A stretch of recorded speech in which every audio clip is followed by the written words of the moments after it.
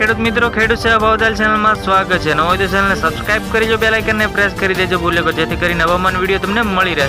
હવામાન વિભાગે કરી મોટી આગાહી. અમરેલી જિલ્લામાં 36 ડિગ્રી પાર થયું તાપમાન. જાણો હવામાન વિભાગની મોટી આગાહી.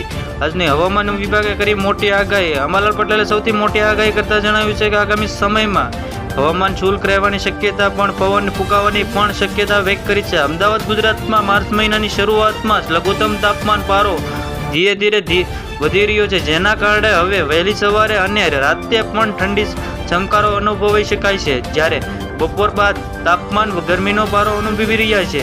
જ્યારે હવામાન વિભાગે આગામી દિવસોમાં ગુજરાતમાં વાતાવરણ કેવું રહેશે તે અંગે આગાહી કરતા જણાવ્યું છે. આજે સાથે જ કેટલાક છેલ્લા 24 કલાક રાજ્યમાં અમરેલી અને સૌથી વધુ તાપમાન નોંધાયું છે, જેમાં 36.8 ડિગ્રી તાપમાન નોંધાયું છે. જે અમદાવાદ ગુજરાતમાં માર્ચ મહિનાની શરૂઆતમાં જ લઘુત્તમ તાપમાન પારો ધીરે ધીરે વધી રહ્યો છે.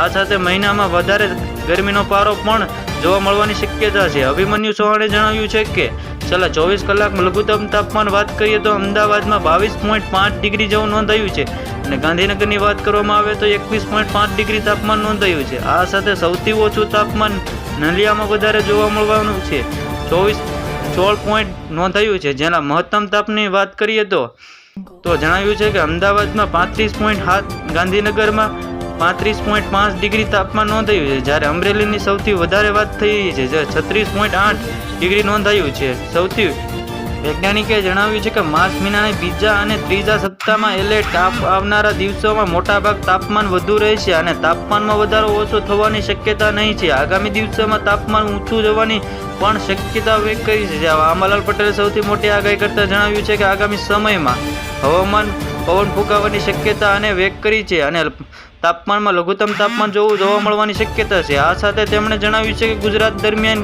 15 થી 20 પ્રતિ કલાક પવન ફૂંકાવાની શક્યતા પણ વ્યક્ત કરી છે. જેવી અંબાલાલ પટેલ સૌથી મોટી આગાહી.